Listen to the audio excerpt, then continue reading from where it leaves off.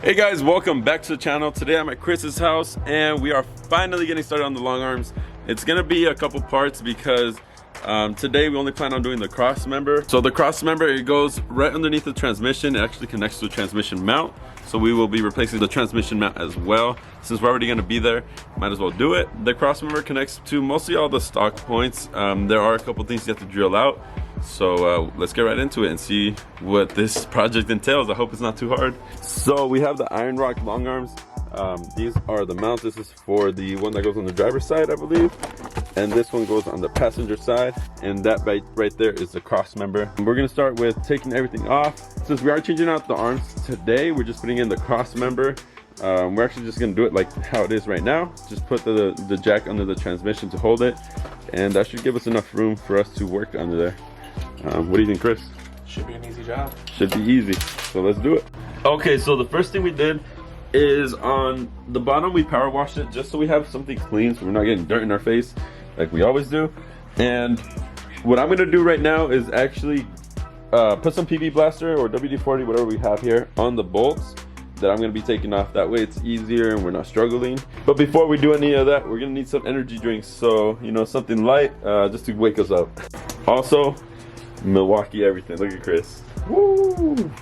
He's a Milwaukee fanboy. As you can see, I didn't do a great job cleaning, but it'll be all right for what we're gonna do. So the first step is I'm gonna be removing the bolt on the transmission mount. So I'm gonna lube all that up, and then in the instructions on IRO, it says to lift the transfer case a little bit and then put a jack stand underneath it. So we'll do that afterwards.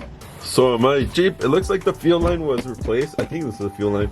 And it looks like it's off of the bracket here, so hopefully that doesn't affect anything for installing the brackets for the long arms right here. So we'll see when we get there, but for now I already lubed everything up. So next we're gonna break all the bolts loose and then start taking everything off. I'm gonna break them loose first, and then I'll lift up the transfer case and put a jack stand underneath. So one thing that I did notice is you do not have to remove the 4 bolts that attach to the mount where the transmission mount goes on the cross member. The iron rod comes with one welded on, so you don't have to remove those. Just remove the big bolt that holds the transmission mount itself. Okay, so on the instructions it doesn't say exactly where to put the jack stand, so I'm putting it under the transfer case up here. It seems like a strong point, and I'm lifting the transfer case from the bottom over here.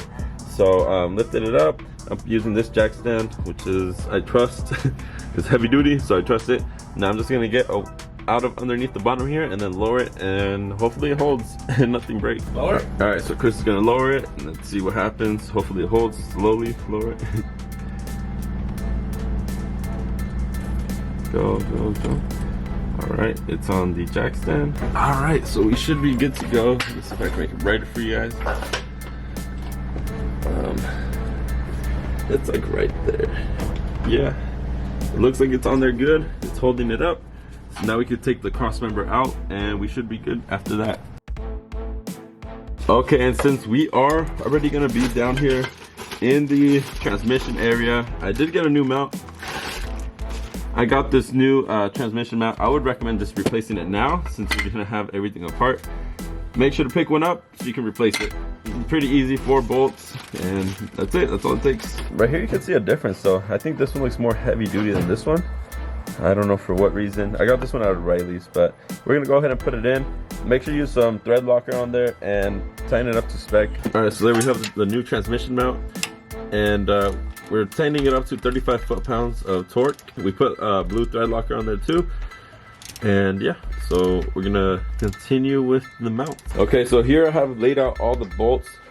M14's 120, M1410, M1490, M1080, 60, 30, 1016 1/4, nut plates, everything. The only thing that was missing is 2 of these washers. I'm gonna go pick them up. Instructions say to start with adding this to this cross member here.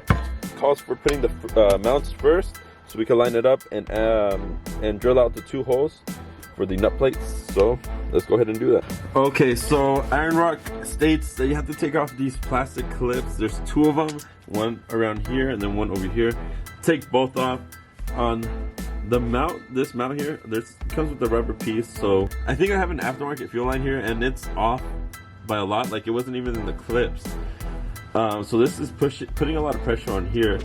Hopefully it doesn't cause anything with this rubber piece, but the fuel lines are supposed to be on top of this rubber piece here. Iron Rock calls for you to just snug these up, just hand tight, you know, and mark the front holes. You're gonna have to drill those out. Use a 7/16 drill bit. So we're gonna do that right now.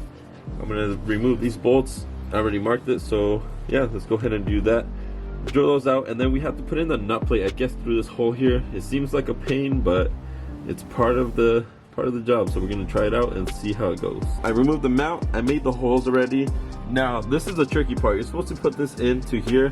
I'm gonna put it in with that piece towards the front so I can try to manipulate it. So let's see how I do.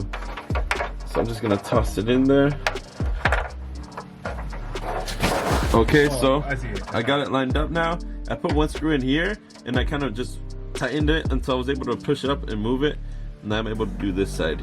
And I used my impact socket thing to kind of manipulate it, but there it is. So I'm gonna put the mount back on and tighten it up, put some thread locker, and we should be good. Okay, so we got the side that Chris is working on. The mount is on. I would recommend having someone else helping you do this. So what I recommend is sticking like a screwdriver or something in one hole as you're screwing the other. That way it doesn't turn and you don't lose the threads here. While you have a friend holding it, one of you, holds the thread and then tightens the other screw here. Then you can tighten the other one. And IRO says to do only the outers. We're gonna use the inner side to screw in the cross member that goes across. So for now, we're just doing the outers. We're making them snug, but not all the way tight. We're gonna do that at the end. Yeah, so we did that side. Now we're gonna do this side and get ready to put in the cross member. Okay, so we got this mount on now. As you can tell, we put in the outer bolts. This is the outside, the driver's side of the Jeep. We put in the outer bolts and the ones in the front. On the inside though, we did not put anything in. We're gonna put the cross member, that's where that goes. Those two line up on this side of the mount in these two holes here. So it'll just, push up onto it, and then use the M10 30 bolts, and those just go right in. And also just be aware that the fuel line is gonna be on the mount right here. Mine is aftermarket, so I think it's putting a lot of pressure on there, to be honest, and I don't really like that, but it is what it is. So now we're gonna go ahead and put these in, thread lock, and then we're gonna tighten all the bolts up to spec, and the specs are on the sheet for Iron Rock. Okay, so here we have the cross member on. We torqued these down to 34 foot-pounds of torque on the outside. The ones in the front are 65 pounds, which is what Chris is doing right now. And then afterwards, we're gonna put the transmission mount, which is 78 pounds. All right, guys, so that's it. We have the cross member installed now. We torqued everything down to the specs on IRO sheets, which is 34 for the M10s. For the 7/16 up here, it is 65 foot-pounds. And for the transmission mount, which is right there, it's 78 foot-pounds of torque. All right, so everything's all mounted up, everything's all tight. We made sure all these bolts are torqued down. We will be doing the long arms another day, but for now, that's it. We're good to go. This will at least get me going. I'm not ready to cut the control arms yet. I still need to build the control arms, the joints, so we got to work on that. Okay, guys, that'll be it for today's video. So that was the cross member install from Iron Rock for the long arms. If you have any questions, just leave them down below. I'll be sure to reply. And make sure you leave a like and share it with a friend, because that helps me out a lot. Anyways, thanks to Chris for helping me out, and we'll get the long arms on real soon. Anyways, thank you guys for watching. Peace out.